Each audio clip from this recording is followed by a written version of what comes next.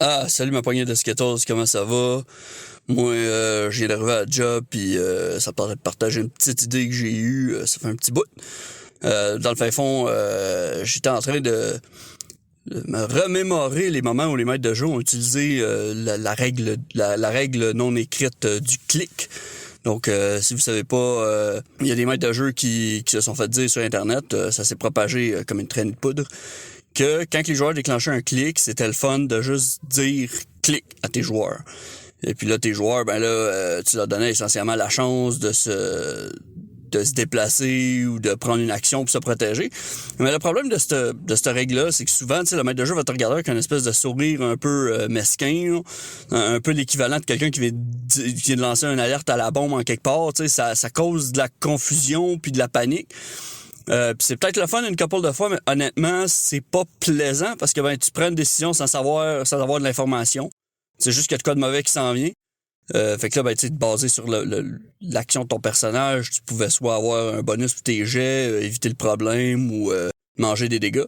Mais tu sais, le sourire du maître de jeu un peu mesquin qui sait qu'il vient de vous mettre dans la merde puis qui s'en va, ça s'en va de nulle part. Juste dans le mauvais sens, tu sais, c'est pas plaisant. Fait que j'ai pensé à une alternative qui utilise un peu toujours la même chose, mais on profite des forces des personnages, puis on leur donne une chance de pouvoir prendre des décisions un petit peu plus éclairées, ce qui est toujours absolument plaisant dans le jeu de rôle, tu sais. Fait que, en gros, ça commencerait par le maître de jeu qui réalise que les joueurs déclenchent un piège. Fait qu'il va dire, OK, roulez-moi la perception ou un équivalent.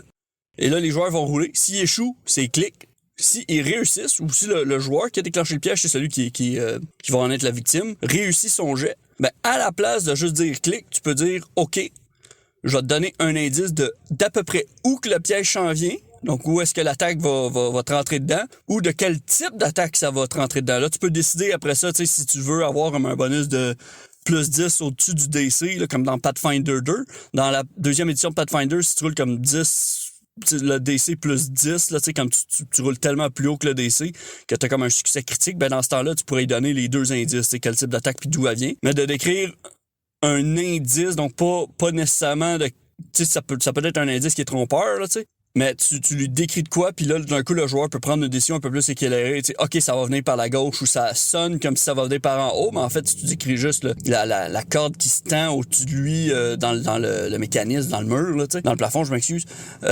C'est ça que c'est à partir de là que ton joueur va prendre une décision un petit peu plus éclairée, puis c'est toujours plus plaisant, tu sais, c'est plus smooth comme transition de déclenchement de piège, plutôt que de juste dire « t'es dans la merde », puis moi ça me fait rire, je trouve ça drôle.